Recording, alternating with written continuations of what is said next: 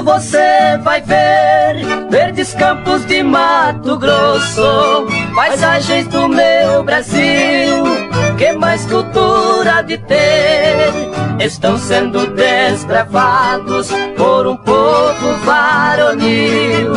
Saudamos com muito orgulho o povo do nosso Brasil.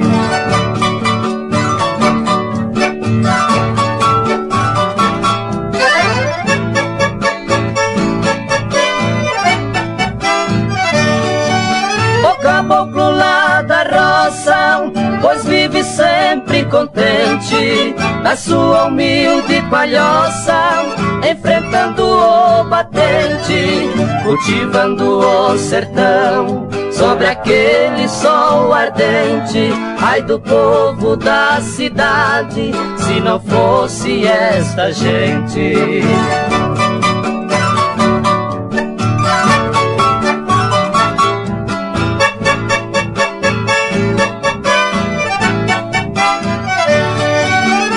Hoje prestamos homenagem a você, caboclo gentil, pois merece toda a atenção do governo do Brasil. Se não fosse você, caboclo, que vive aí no sertão, que Deus derrame pra sempre a sua santa benção.